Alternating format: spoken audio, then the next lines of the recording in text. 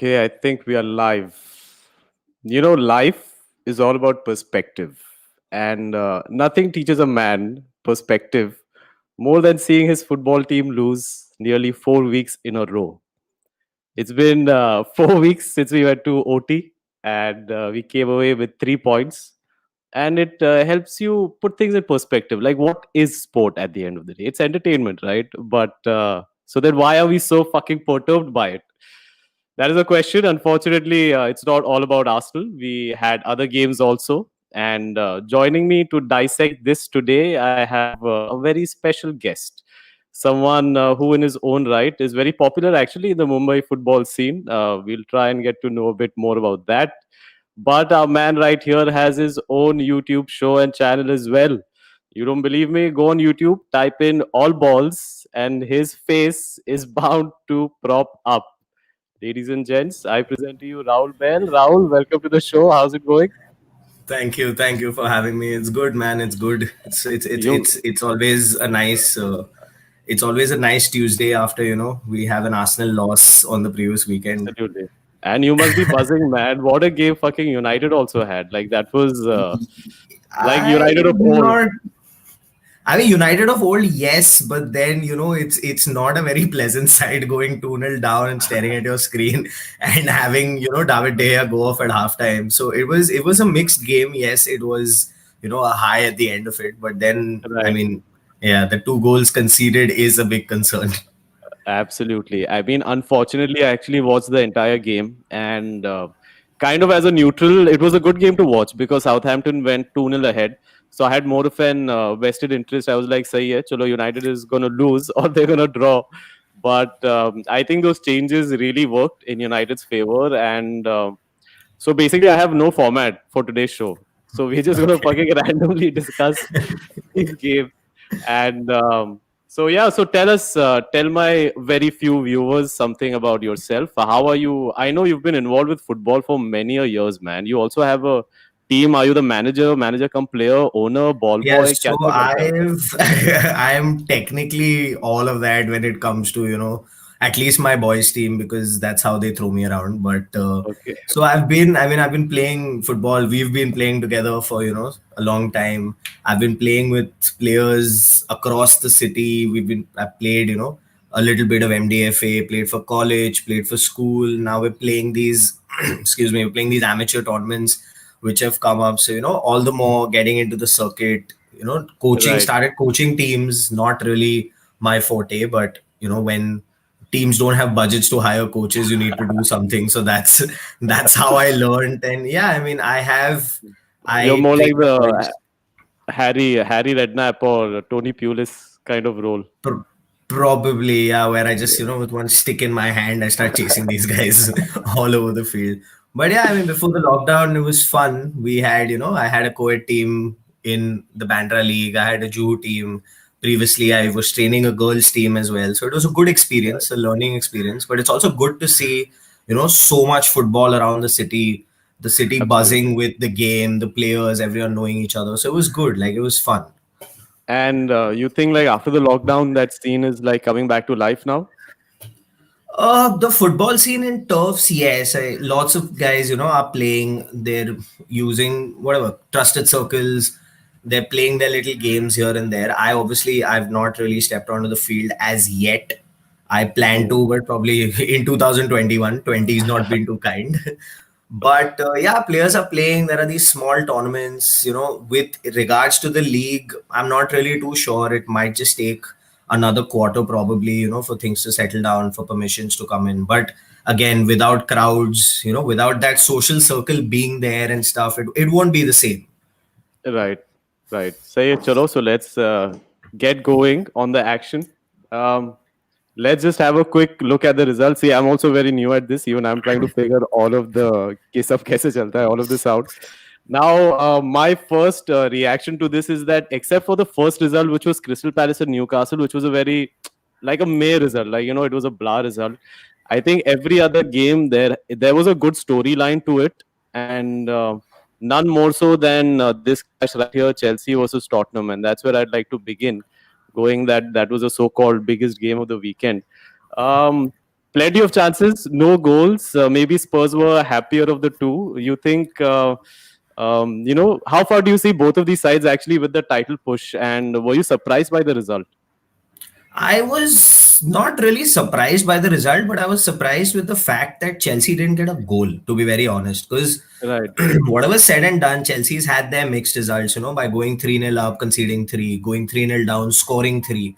But in terms of all this, with, keeping the Thiago Silva and Mendy situation aside, where when they play, they usually keep a clean sheet, or, they restrict teams, it was very surprising to see a Chelsea side not score. Now, obviously, mm, this goes down to Mourinho's tactics as well. But then again, a missing Alderweireld in that defense was a huge gap for Chelsea to exploit. You had Rodon come in as a youngster, not really tested as much. But right. then again, that shows you the importance of Højbjerg in that pocket. He's been their best player in terms of defensive, strategy, in terms of tackles, etc. He's right up there. Hmm. So that was my only surprise. Seeing 11 players of Spurs in their own half when Chelsea attacking was not a big surprise because Mhm. our very dear Jose Mourinho loves doing that. Right, But yeah, Chelsea defensively also restricted Spurs to a few. But I mean, those hmm. last 2 minutes where those two chances came was Right. quite, Back to back. it was Yeah. it was probably, yeah, like teams were mentally tired at that point because that first half was a game of chess more than football. Right. But yeah, I think Spurs will be the happier of the two. While Mourinho, he did Yeah. say in his interview that I have He's a team happy that's, that. I mean, their mentality and all is good. But again, they're top of the table and everything. With all my hatred for Jose Mourinho aside, I just do not feel they have that depth that Liverpool or a Chelsea have, or a City have rather, to sustain that spot at the top. Correct, correct. That's what I was actually getting at. Like, do you see actually Spurs or even Chelsea for that matter, like going the distance, like taking the challenge down to the last 3, 4 game weeks? Do you see that happening? Chelsea again, yes, and I specifically put this down to the inclusion of Thiago Silva with the 160 million of attack that they have is one thing, but if they can keep this man fit, he is the calmness to this team. Hmm. He's the calmness that probably a Gilberto Silva at one time used to bring to an Arsenal. He's the Hmm. calmness a Michael Carrick used to bring to a United. Right. He's that influence in the middle, who can have the Zuma, Chilwell, Reece James, etc. around him keep calm because the defense is going to win you the title. Attack, Correct. I mean, in this season, goals galore. Their goals are going in from everywhere. So, and Chelsea don't need to worry about attack. If Ziyech is injured, you have a Pulisic, a Werner is injured, you have a Mount, you have an Abraham, you have, a Giroud, you have Kovacic, you have plenty of players over there. Do you see? It's Do you if they think? can keep Yeah. Do no, you think if they Lampard? keep Silva fit, then I Uh, think they have a chance. And do you think, like for example, coming from where Arsenal is, like Arsenal, I think they lack leadership along with everything else that's not going on. So, do you think this Chelsea side actually has it in them that when the chips are down, when maybe they have gone on a run of kind of poor results, maybe there have been a few draws in the middle here and there, they can actually lift themselves up and actually push through? Yes, they can, specifically because they have those kind of players in their team. Hmm.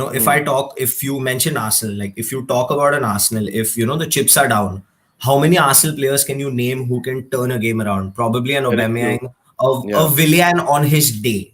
Hmm. But there are not many players you can talk about here in Chelsea. Of course, you have all these guys. You have Werner, Pulisic, you have Ziyech, you have Mount, you have Kovacic, who had a brilliant game against Spurs. Right. Right. So they have these names. They have just that little more quality, that little more depth, and again, N'Golo Kante coming back to where he belongs, being that leech, sticking to people, not letting them go, and pissing the shit out of them is just it's what Chelsea need. It's Correct. what got Leicester the title when he was there. It got Chelsea the title when he came to Chelsea. So it's falling in place for them finally. So I still feel they have Absolutely. that edge over Spurs. Absolutely. And I think the way this season is going, you can't really script anything. And I mean, what Leicester did in the title-winning season is basically when all the other sides around them they were dropping points, they were kind of consistent enough, and that is my scare with actually Jose and Spurs more than Frank and Chelsea. I feel wherein Jose just might get it out of this Spurs side, wherein Liverpool is also dropping points. City have had a kind of a timid start to the season. So it just could be that, Spurs can actually pull it out of them and go like, maybe they're not going to go more than two games. What should I say? Without a defeat. You know what I mean? Like if there's a defeat, they're going to bounce back immediately and they're going to pull it out of them. How do you see this Spurs side performing so far? They've been good, honestly speaking. They've been very good. But then again, I used to say this about Crystal Palace. It's kind of a one man team, like a Zaha team. Mm. For me, Spurs has only been about Kane and Son. You've had Bale come up with that one odd winner, but then he played the next 90 minutes the next game and he was very bad. Yeah, I didn't do much. Exactly. You have your Lucas Moura, you have your Bergwijn, but are these guys going to win you games? Bergwijn burst onto the scene with a debut against City. He got that goal after the restart versus United. But what has he done after that? What has a Lucas Moura done after the hat trick against Ajax? There Hmm. is not much you can pull out. A Højbjerg will only hold the goals for you. A Reguilon can probably give you 5, 6 assists later in the season. But who's going to get you those goals if you stop Kane and Son? Right. So that's the only worry for me. But again, Jose teams need just one goal because he has the brain to keep a clean sheet and grind those results out. So Correct. that's the Correct. only thing that can probably get them the accumulation of points. But if they are stretched, if they go into like high scoring games, for example, like West Ham and stuff like that, then Hmm. it's going to be difficult for Spurs, the second half of the season when teams find them out. Right. Absolutely. Manu have obviously played Spurs and kind of a forgetful game for Manu.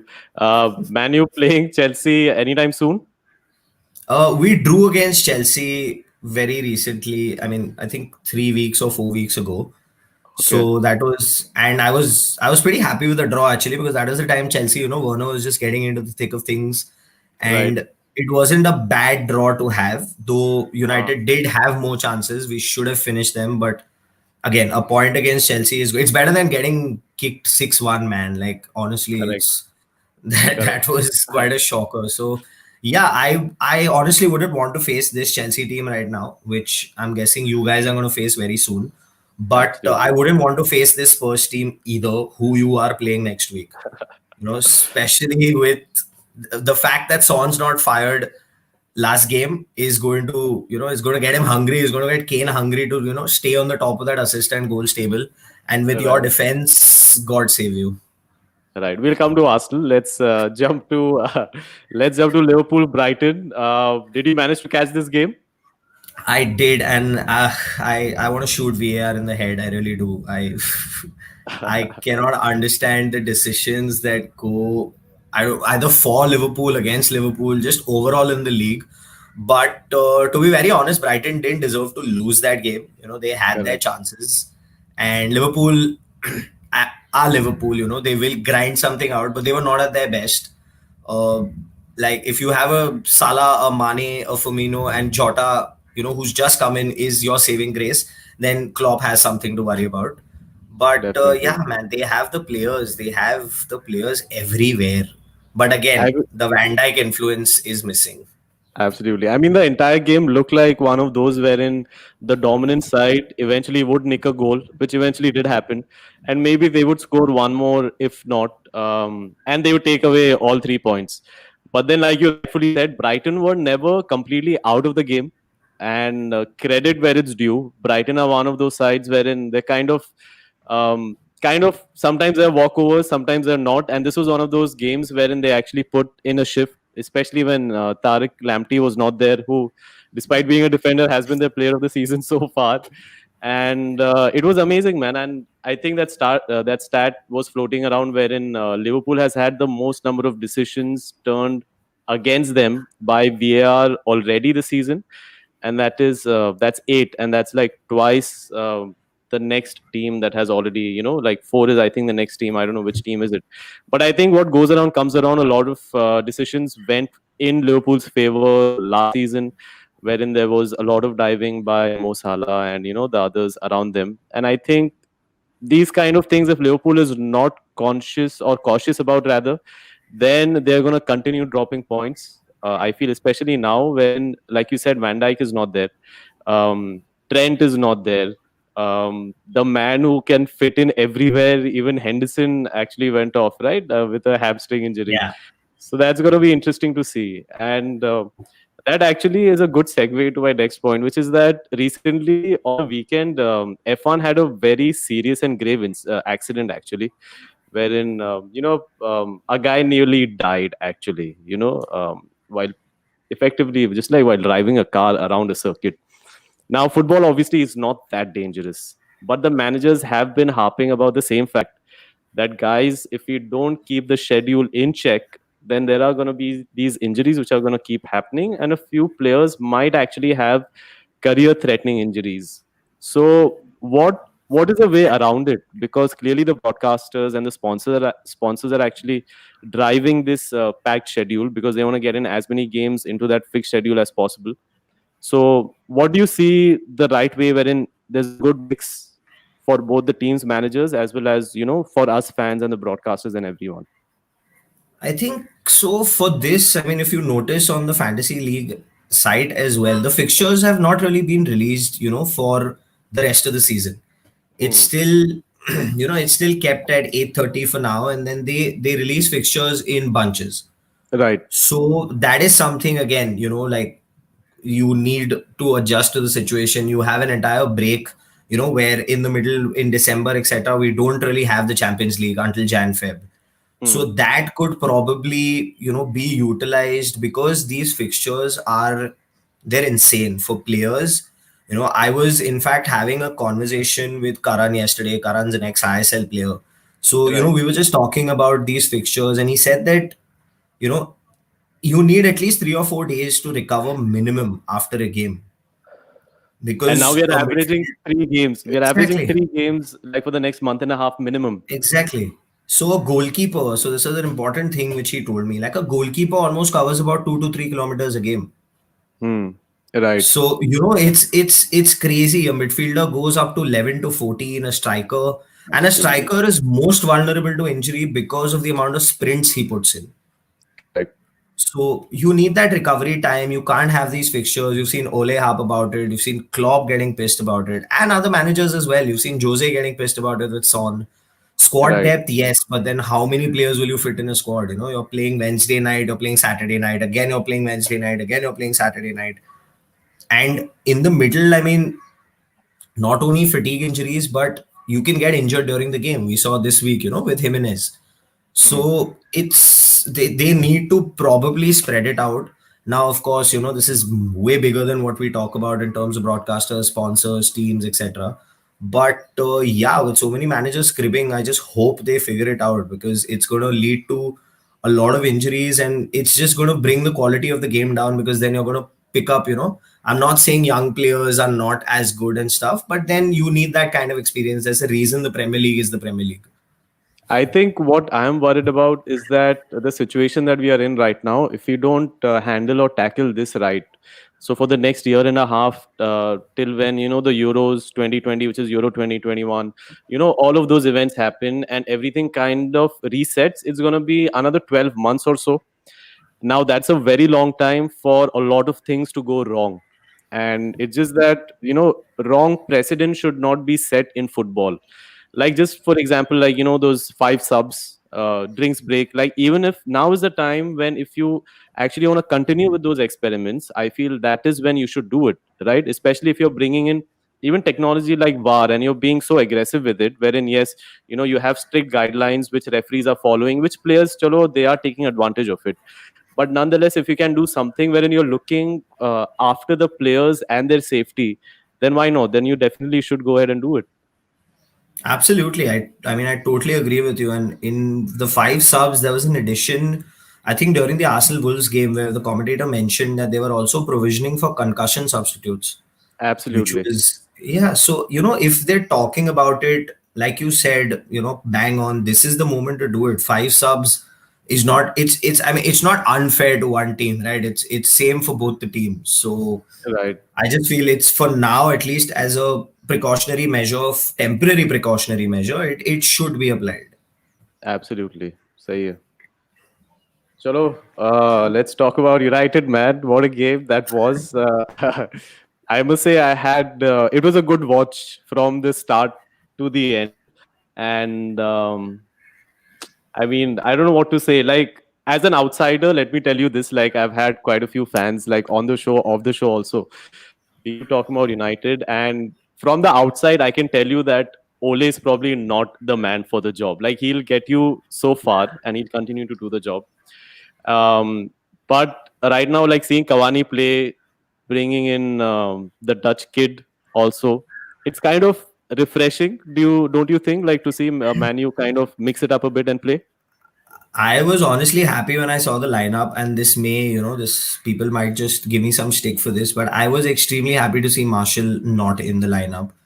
I Hmm. just felt that he had a very bad start to the season. And like other managers, I've said this before on my show as well. I do not feel Ole is ruthless. So, the guys you are talking about as outsiders, or whoever saying Ole is not the right man for the job, I agree. For me Right. personally, I agree. I just feel he gets the results when he's on the verge, etc. He made this impact move with Cavani coming on and all that's great.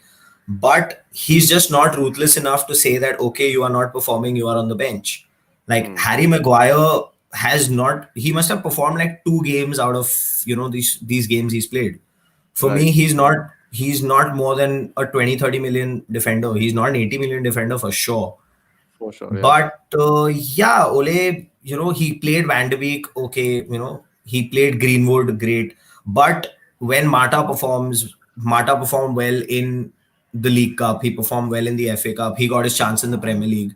He performed well against, Newcastle, he got his man of the match, etc. But he was benched the next game. So I don't understand, because I feel Ole is playing more, he's playing the big names in the lineup rather than playing the players who are in form, who are performing better, which is why Right. a Marshall is getting a nod over a Van de Beek or a Mata. A Pogba is getting a nod over a Van de Beek. Van de Beek didn't do anything wrong. I mean, he played his first game, he got a goal against Palace. However Hmm. lucky it was, he still got it. He got you back into the Right. game. So that is something, while you will suddenly see a Dan James play over a Greenwood.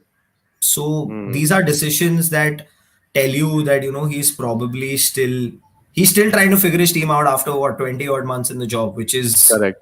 quite Enough sad. time. Enough So time. Yeah. yeah, Do you think I'm not saying he's lost the dressing room, but like, what is the inside scoop? Like, are the players completely trusty of the manager? uh, Like his you can tactics? see that in the performances, and specifically if you see it against West Brom, the players were not up to the mark. And again, the whole incident with Bruno, where there was this whole Bruno Hmm. coming up and talking about, no, I'm okay with the manager. Van der Beek coming out and passing a statement that, I will wait for my chance, while his agent is saying something else. When Right. you have all these things flying around, it's very obvious that, there's something wrong. Like, you Correct. never heard these things with, a Ferguson. You Right. never heard these things even with a Wenger, for that matter. With the Correct. managers who had their shit sorted, you did not hear this. Everton had a bad 4 games. They have a high reputation manager in Ancelotti. You don't hear these things that a Richarlison is unhappy or stuff like that. But if you have players passing statements every third week, like a Pogba, a Van de Beek, a Bruno, then you get the gist that, there's probably something going on, which obviously we do not know about. But Hmm. yeah, I guess he's still just a couple of more results away from, saying goodbye. Really, yeah. And Yeah, I mean, yeah, who do you think is odds-on favorite then? Someone like Poch, Allegri. Poch for sure. I would want Poch. He's experienced in the Premier League. He's, from what I saw on Sky Sports, he's pumped as hell to come back. Yeah. So yeah, and he's done it. He's taken a Spurs team to a Champions League final. He's challenged for the title with the Spurs team. Hmm. So he's there, and he has players. He has the players. It's not like United don't have the players. United Right. have the players. They have, the quality of players. They just need someone who's more tactically sound, and I keep saying this again and again, someone who's more ruthless, who can take that decision to say that you are not performing. I don't care what name you are, you're sitting on the bench. I actually feel maybe Poch might not be as ruthless as, or at least that's what I've heard from other pundits as well. Like, I think the one criticism that Poch has had is that he's not ruthless enough, maybe with the players inside the dressing room, that, other people, like, you can obviously A grade level managers like Pep and Jose and others, right? But I think Pep also, sorry, not Pep, Poch also, I think he's able to get the team play extremely well. Um, you know, extremely energetic as well, right? Players look forward to playing for Poch because they also enjoy the football that is being played. But the fact that he hasn't won any trophies, and are you okay with that? Like bringing in a manager who also, just like Ole, has not actually won anything, and he comes on and takes the helm at Manchester United. Absolutely. I mean, why not? We had managers who, I mean, we had a David Moyes who had not won a trophy. Then we moved to a Van Hal who had won a trophy. Then a Mourinho who said, okay, first season मैं कुछ नहीं करूंगा, second season, I Hmm. will win, but he got sacked. Then you came to an Ole. So we've had managers who won trophies, who've not won trophies. I just feel Poch is that little tactical difference which, will bring us higher up in the table, and probably then next season, given a chance, challenge for the title. So I think Definitely. he's that difference. I don't think, honestly speaking, with Ole we can challenge for the title. We'll still be fighting fifth, fourth, third, maybe. But Right. yeah, so it's. I still feel he's a couple of games away. Champions League qualification is still not guaranteed. He still has two of the toughest games to go. And Hmm. Premier League, you never know. Three games, two games, you drop points with all the teams playing like they are. You're suddenly bottom half of the table, which at United is not acceptable.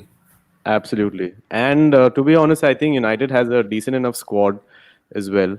And wherein I think if anyone were to ask you or ask anyone, I think in the next transfer window, in the next two transfer windows, where you would like to shore up, it would be the defense, right? At the end of the day, maybe bring in a couple of wing backs, full backs, and a couple of good, or at least one good CB who's there. Because right now, who's your first choice? Is it Maguire and Lindelof that you would go with? Yeah, it's Maguire and Lindelof, which again I don't understand. There was no Maguire for PSG away, and Hmm. Tuanzebe played, and he had a cracker. I mean, there were memes about Neymar and Mbappe falling out of his pocket. But what happens next game is Tuanzebe is on the bench. Then Correct. Tuanzebe comes on against Istanbul, and he has a shocker. So Right. our defense, yeah, Bai is erratic. Bai is probably the most shocking centre back I have seen in my entire life, and I've seen Sakho play, so I know how bad Bai is. But yeah, apart from that, there's nobody. There's Twanzebe, there's Bai, there's Fosu Mensah who can play there, but then again, very young, very inexperienced, and not Yeah. that good. I'd rather play a Van Bissaka at centre back than play a Fosu Mensah over there. So tell me this, like, why is it with Manu that when logic states that you go for defenders, but then Ed Woodward will go out and randomly give you an additional striker or some wonder kid, midfielder wonder kid? Like, why does that happen? Why are these decisions being made up top? Because, like, at least what I've heard, and my personal opinion is because he's an idiot. But Okay. otherwise, it's just that, it's the manager doesn't take a call. The manager is supposed to, get the players he wants. As Hmm. Ole, I want a defender, I want a fallback. But Ed Woodward apparently goes out and he buys a Van de Beek, he buys a Pelistri, he buys a Cavani, So Hmm. it's that gap. It's just not that the manager does not have a say in these things. It's just that I don't know what to call it, but it's I can make a decision, but I have to ask you. Is that kind? I've not been given full authority. I think actually I heard that on a podcast that the way the decision making process at Manu works is that I think it's Joel or Evram, one of the Glazers. They're co-chairman, right? The brothers are, I think, co-chairman right now at United, and they are running such a tight ship that Ed Woodward is their man Friday, and he's their basically ball boy, spot boy, everyone. So despite Ed Woodward being in that position, he actually can't take a decision on his own. So anything and everything that has to be like, conveyed from the manager comes via Ed Woodward, goes all the way back. And by the time sometimes the decision actually comes all the way down and it's time to take a decision, it's far too late. Maybe your transfer target has actually already, gone to some other club. They've changed their mind. Or, that is where I think the managers like Louis Van Gaal and maybe even Jose, very open criticism they had, wherein they didn't have the backing of the board, right? So maybe So yeah, changing a it's manager. again, like I said, it's authority. It's what do you call it? It's partial authority. It's like, Ole says, okay, I have authority, I want this player, but I have to ask Woodward. Woodward will then say, okay, I have authority, but then I have to go up another layer. So Right. there's no one point where, a decision is made. So in that entire chain is where, Mm. we get Cavani to play center back for us, Mm. and I mean, so it is what it is. So finally, on United, where do you realistically see United finishing in the Premier League table at the end of the season? Third, fourth, fifth, man. I don't see them go above that, honestly speaking. With So you're the s- you're, with you're saying top four is a realistic possibility? top four is a realistic possibility. Even if you see the table now, we have a game in hand. If we win that game in hand, we go up to fifth. And I I while the yeah, I think yeah, higher. we If go you up, win the game in hand, you go 19 with your goal difference. You will become fourth actually. no, I thought we were fifth. But see, that's what I'm saying, right? That go game in hand is against Burnley. So no, I think we'll go Right. to fifth. No, we'll go to fourth. Oh, Leicester lost. Yeah. So Exactly. yeah, so So that's what I'm saying, right? We'll go to fourth. So that game in hand again is, it's against Burnley. Burnley, they won one game in their nine. So yeah. again, Yeah. it's he's not doing so bad, though. Even if he wins his game in hand, he's technically only 2 points behind first place. Yeah, I mean, speaking of, it's a great season actually. Like this year, it's been madness. And speaking, let's think it's a good segue from United to Arsenal because Arsenal is exactly the position that possibly everyone was saying that United was in maybe just 3 weeks ago. And like you rightfully said, man, it just takes a couple of 2 to 3 results, and you can jump from the bottom half to the top five because West Ham right now is right up there. Yeah. Or yeah, or like in Arsenal's case, if you have not won, we won fucking one game in the entire month of November in the Premier League, and you must be very happy. I know. I see your I'm show thrilled. sometimes. I'm Yeah, thrilled. I'm absolutely thrilled. You won goal of the month for a penalty. that was a good penalty though. Yeah, I don't care. Your striker has lesser goals than a Chelsea centre back. So there are stats, where you could uh, finally find a corner and hide. But I've said this from day one for Arsenal is that you have nothing going through the center, which is hampering your attack. It's not getting you the goals. If I'm not mistaken, you have what? You scored 10 goals, but you've conceded 12. right. Apart from the bottom four, I think nobody has scored lesser goals than you. Yeah, I So, mean, yeah. Actually, I don't it's even know where crazy. to begin. Like, for example, I've had this draft, okay? Like, I was going to make a video a couple of weeks ago, and it's about like everything wrong with Arsenal currently, right? And that draft sala बढ़ते ही जा रहा है. Every week, like, there's some other new point which is being added to it. And see, my biggest criticism is that we don't have an identity right now. Like, usually when you see a football team play, you kind of get an idea as to what they're trying to do, what they're trying to achieve. Right now, we are not even a Burnley. You know what I mean? Like, we are the poor version of a team trying to play from the back. Then they see that shit, the other team is pressing very high. So let's just go back to the keeper, dink it forward, and then we have a Chris Wood or a tall man up front who's going to take it forward. वो भी नहीं है अभी. So that is not there. Creativity is a problem. We have 350K a week guys sitting, tweeting every week, trying to get their troops up. But um, yeah, difficult times, man, for the club. And we come up against Spurs next. And no shame in saying that Spurs, A, they're doing well. And it's a great time for any team. I mean, I think we've seen football enough. You two have played also football enough, but I know we've seen football enough wherein if a team actually has to turn around, then these derby games is an excellent motivation for the players to actually step up to the mark, pull up their socks, and try and put in a performance which will possibly start changing their season around. But what's your take on, like, as an outsider, right? What So would I you change had at this Arsenal right now? conversation. I had this Ah, conversation, this exact same thing that you said. I was having a conversation with another friend who's an Arsenal fan, and I was just kind of poking him, saying that you're playing Spurs next week, you're playing Spurs next week. And his reaction was that you never know what can happen. It's a derby. right. So it's, yes, I agree with you totally that they can kind of pump, they'll get that little motivation that it's a derby. But then again, in that derby through the center, you have Spurs playing Ndombele, Højbjerg, Sissoko. Hmm. I Unless I'm not sure if Partey is back or not, No, but he's not. He's not he gonna be. is okay. He won't be featuring. So then you guys probably are in a little bit of trouble because that center is not, I wouldn't say skill or pace or anything, but you're just not physically up Hmm. to the mark when it comes to Spurs. Just Right. your central midfield. I'm not even talking about the wings. While Aubameyang, again, you have Oba on one side, you have Willian on one side, and for I don't know what godforsaken reason Lacazette does not play. I do not know. He is Because probably Lacazette, one of my favorite.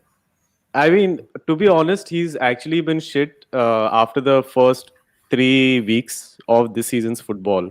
But now everyone is shit right now. Like for 2 or 3 games in a row, Oba has started playing from the middle.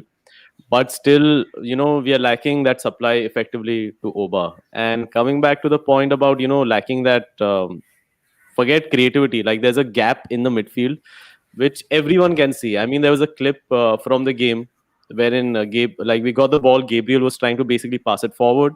Xhaka gets it, and Xhaka is facing Leno. And what he does, he gives it back to Leno, and then again we are starting from behind. So definitely, it's the same problems, man, again and again, and it is so annoying that we actually might be in for an embarrassing result come Sunday. But it'll be a very interesting game to watch because Spurs anyway, like on their day, they're an excellent attacking side. So what I can predict right now is that Spurs are gonna come hard at us. We are gonna sit back and we're gonna take in the pressure. And maybe it's a biased opinion, but Arsenal's defense this season is actually not that bad. We've conceded two against Wolves and we conceded three against Villa. So in the last 2 games, we've actually conceded five. But before that, it was pretty decent. So our only hope is basically to catch Spurs on the counter, right? Which is how we defeated City last year and Liverpool and Chelsea, and we had that decent run last year. But now the main problem is that Salah, not Salah, but like fucking Pepe, Oba, like nobody's playing, right? Like even when they are playing, Pepe to has ruled himself out. When they are playing, like there is no supply in the box, and Oba is also basically playing like Martial right now, like his body language and everything. So it's pretty despondent. I don't really know. What would you change about Arsenal? Like, if I'm putting I you in would that situation. you need someone creative in the center, and if you don't have that, you probably play a Danny Ceballos in an attacking role because from all your midfielders, from Zaka, from Partey, from El Neni and Ceballos, he seems like the only one who can find a pass, who Right. can thread that pass through. So give him that little more freedom, But let him unfortunately, play in. even he is forced to come in so deep actually for us. That's a problem. Like he picks up the ball in our half most of the times, Exactly. which is not where you want him to actually be. Tough, tough, And the man. only Yeah. advantageous thing for Arsenal here, if you sit back, to be very honest, like I'm pretty sure Arteta is going to go for a three at the back. Hmm. Uh, and if you sit back, then the flip side of it is that Spurs is not really used to having that much of the ball. Hmm. Spurs is Right. a team, a Jose Mourinho team is not used to having the ball. It's not, they're not used to, creating those chances with the team sitting back. So Right. that is one thing which probably, negates the fact that it's going to be a drubbing or it's going to be a 5-0 or a 3-0 or whatever. Then Hmm. again, it comes back to the point where, will Arsenal play their best lineup? For me, your Nelsons and your Willicks are not your best lineup. Hmm. If you're not playing Lacazette, you play Aubameyang through the center, you play Zaka, you play Saka, and you play Aka, yeah. Willian. Yeah, you play Ceballos in that hole, and you play an El Nani and Zaka, behind them. El Nani was not the worst against United as well. He had a pretty decent game. Hmm. So, and he is one of those, he's basic. He will play the short 15, 20-yard balls and he'll get it back. But it's Hmm. better than losing the ball like a Zaka and then not being able to chase back. Yeah. Like you said, your defense, Gabriel he's pretty decent actually. He's better. I would at this season at least I'll rate him better than a Maguire. Yeah, And definitely. then you have Holding, who's had a pretty good season as well. You have Bellerin, who's probably been your best defender. You have Turney on the other side. You have Leno, who unfortunately for you has been your best player this season. So you He's have been the good. squad. Yeah, That's what I'm he's saying. saved. Like the back line and the keeper, they're not a problem at all, in my opinion, right? And I'm not a huge fan of David Luiz. The reason why I like him in the team is because we have that kind of character in the dressing room, right? Which is very important. But I mean, our backline is not really a problem. When you have, but in the middle, when you have Xhaka and you have Elneny, you have people who are playing those lateral passes and who are playing it behind. And we got Thomas Partey, and now that he's injured, we don't have that guy to basically pick it up, run forward, give it to someone like Ceballos, or maybe even like play Willian in the hole, right? Kind of bring him in sometimes and play that. But yeah, but interesting point you raised, wherein Spurs don't actually play a lot with the ball. And one thing that I've observed rather, is that Spurs actually have this tendency to start at 100%. Like even the game against Chelsea, that guy, that kid, Bergwijn had a good enough chance from outside the box, which he just kind of missed it wide. And even against the United game, if you remember, the first goal, right, was kind of came out of nowhere. I think it was in the first minute or so.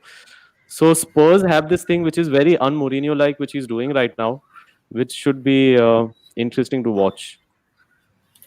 But yeah, honestly, I feel you guys have a chance. It's just you need either a Willian, and if he plays a Willian in the hole, then you need a Lacazette to start, because then you can play a Bukayo Saka on the other side, who Hmm. is I think he's very good for his age, and No, he's bro. putting in Like, some good trust me, performances.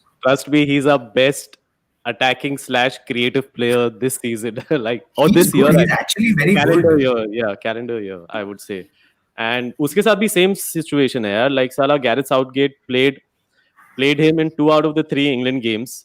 So now he has played so many minutes across the last month and a half that he's basically in the danger of being injured. And as it turned out, it wasn't in the plan for him to come on against. Who did we lose against last time? No, we drew against Leeds. It wasn't in the plan for Saka to actually feature, but then Pepe got sent off, and then we needed some reinforcement, so Saka came on, but then he picked up a knock, right? So now there's that danger of possibly us losing him also. So things are looking very dire, but that's where You we'll got end the lucky Arsenal versus segment if you have. Leeds. Yeah, You got lucky. exactly, You got man. lucky versus Leeds. Like just yesterday, I was having a discussion wherein the second goal that Wolves scored against us, right? It's kind of embarrassing. If a Liverpool or a City score that kind of goal against you, you'll still go like, "ठीक है, there's still a gap between us and them. Respect where it's due, chalega." But a Wolves, which is like a Leeds A+ team, right? You shouldn't let these teams come inside your box, basically, jump the ball over your defender or your keeper. They're there on the ground and then they smash it in. Stuff. Schoolboy defending. That was schoolboy defending. Absolutely, man. And we should have had that guy off, man. I'm so surprised. Like, that's another discussion for another day, wherein the whole David Luiz and Raul Jimenez incident, right?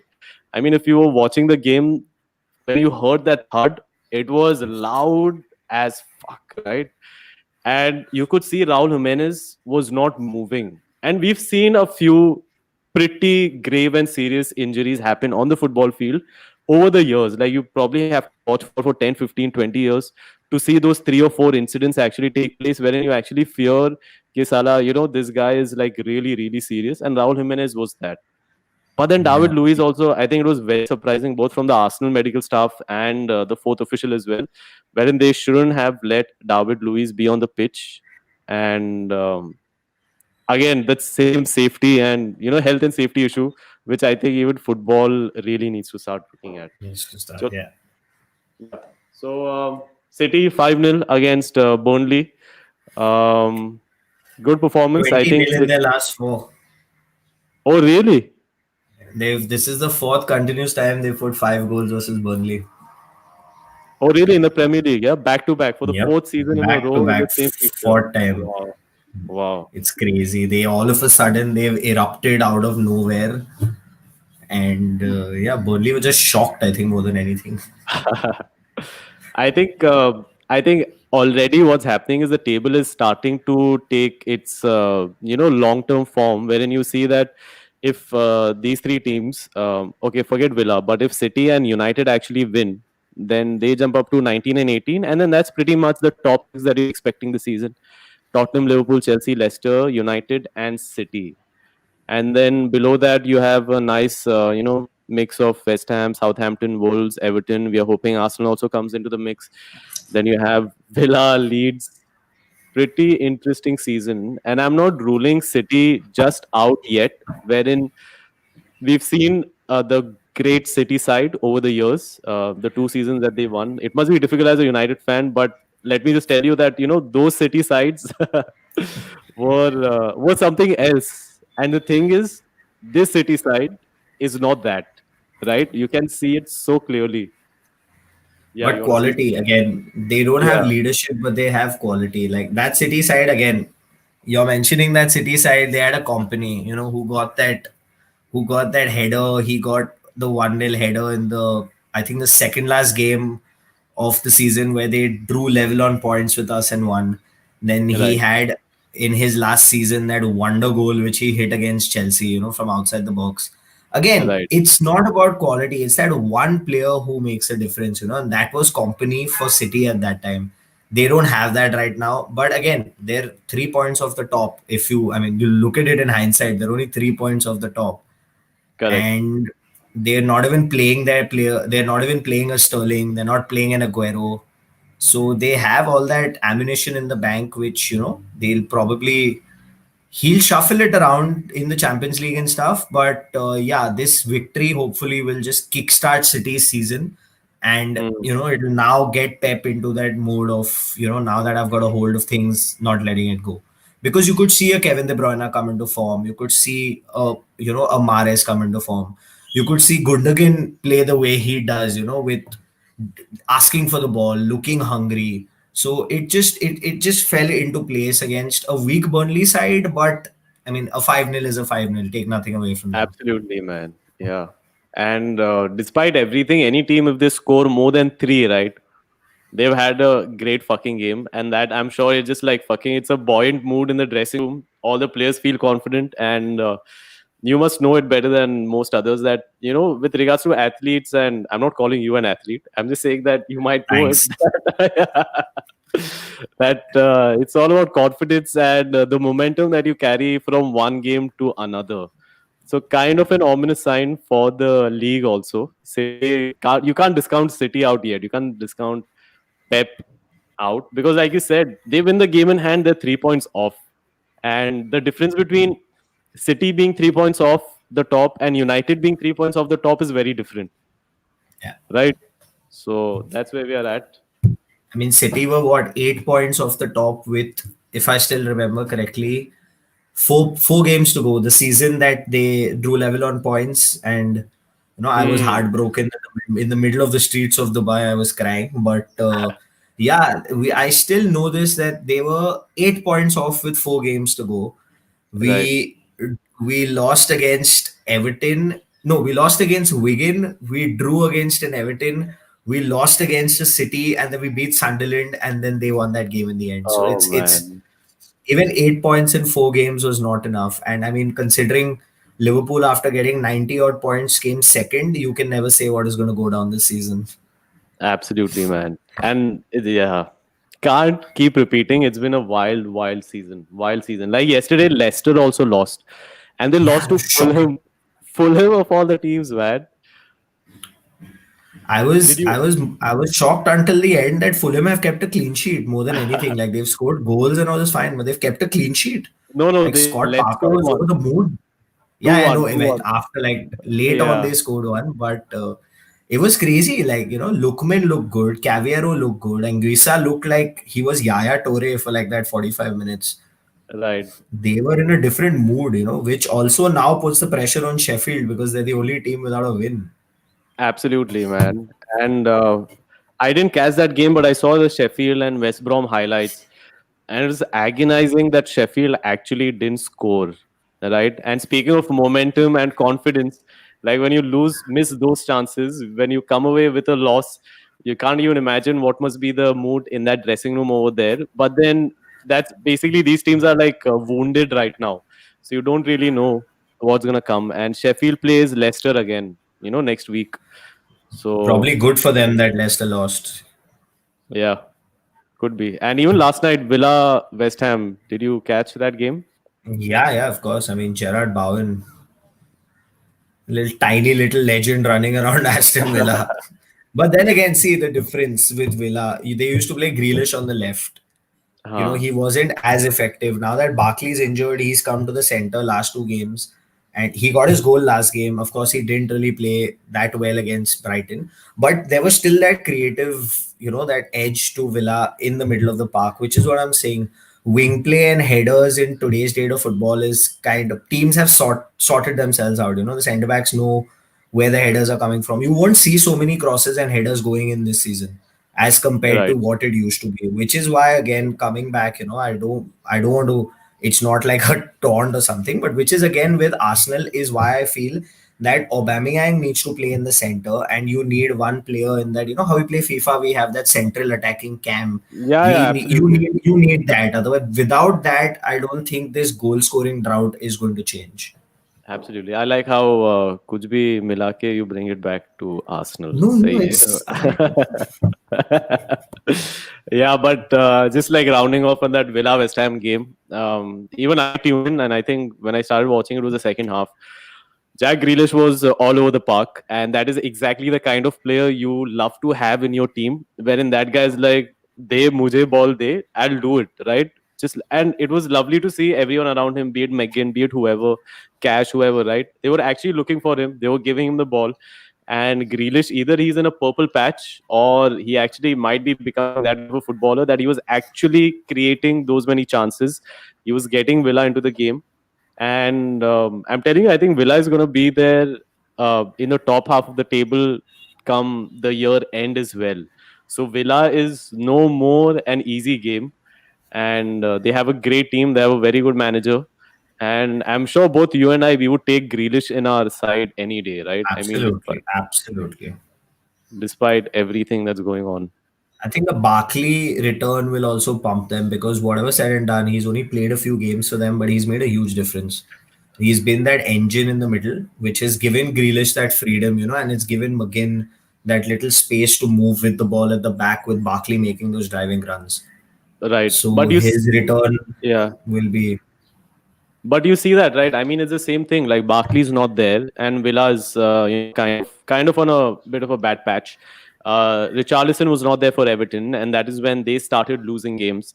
It's all coming down to injury, right? Like all of these players, maybe a lot of them are actually getting injured, kind of, out of hand in a way, something that you don't expect. Lavia Bhatia, I'm assuming he's a good friend of yours, Rahul. yes. Yeah. uh, He's an so Arsenal uh, fan. yeah, I could figure I could see all of his messages over here. So what do you क्या बोलता है कुछ बोलना है और No, see, it's the injury bit is I was just going to connect it back to, the Spurs when you said that, they're looking good on the top and all that.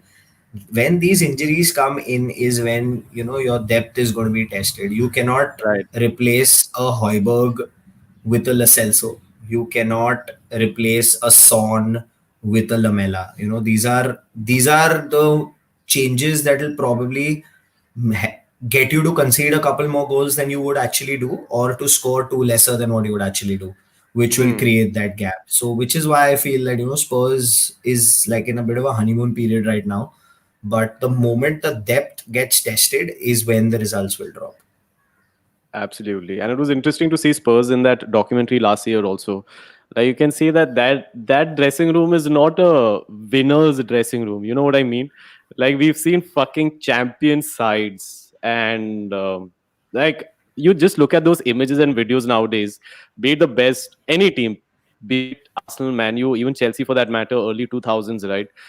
Like there was an intimidation factor with those teams when you would go up against them, right? And very few sides. I think Liverpool has that still, and outside of Liverpool, there are very few, if any, sides. So I don't think even Spurs has that. Spurs, the manager is more intimidating than the players, though, over here. So yeah, so we'll round off this episode, Rahul, for all my hundreds and millions of viewers. Where can they find you? So, I mean, they can obviously find me on Instagram, like you mentioned.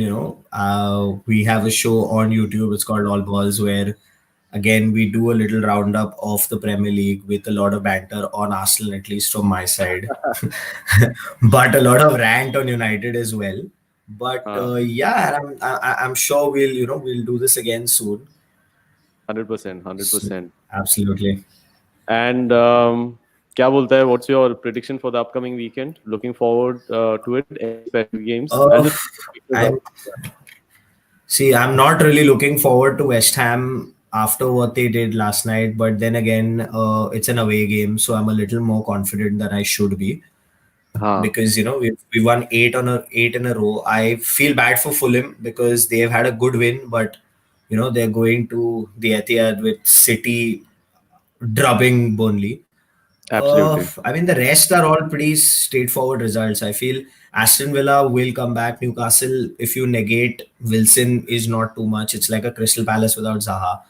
Right. Everton, easy win over Burnley. Chelsea will find it a little tricky against Leeds, but if you saw the Leeds Everton game, while there was only one goal in it, both Oh defenses were man, bro, that was I think most entertaining game of the weekend. absolutely. And it's Shit. it's just that Chelsea will just be confident of that game is because how easily Leeds opened up Right. at the back. So the rest seem like very straightforward results, but yeah, hopefully the derby is a big one. So Absolutely. what do you think about the derby? I am mentally prepared that it's going to be a loss. I just don't want to be humiliated, and it's like lowering your expectation, and hopefully, see there might be a result in it for us, but I'm not expecting too much on it. Like for me, in my prediction thing, it's already a loss against Arsenal right now, so I'm not even going to go hyper if we lose. I hate to say this, but like I said, I'm not very confident of Jose Mourinho teams playing with the ball, and I feel there's something in it for Arsenal. I just pray and hope that Lacazette starts, because he's that guy who will get you a goal.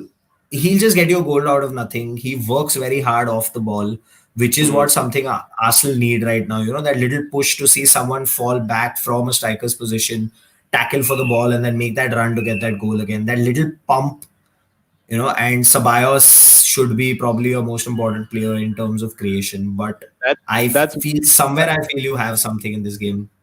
That's actually what worked for us at the end of last season, wherein we were playing Oba on the left, Laka in the middle, and Pepe on the right. And what I like about Laka is also when he drops in the midfield, right? Even his distribution is not bad at all. So he does that holding role right up top as well. थोड़ा midfield में distribute करेगा, and his finishing is right up there. I think with the best of the best, because from tight angles also he's excellent. I don't think there's anyone better, at least in the Arsenal side, to score from the tight angles. But right now, when a team is in crisis, you never really know what's going to happen. But anyway, I'm looking at the long picture. I'm not too worried about this. I think we need to give a manager a couple of transfer windows at least. Chalo, thanks a lot, Probably. Rahul. This was a lot of fun. I'll Thank hit you you for up having me. soon. And if you're available, Absolutely. then we shall do this again. All right, Done. thanks, Thank guys. you. Thank you. Make sure you follow Rahul on his YouTube channel and his Instagram as well. Thanks, Lavia, for being a constant viewer today, and for everyone else.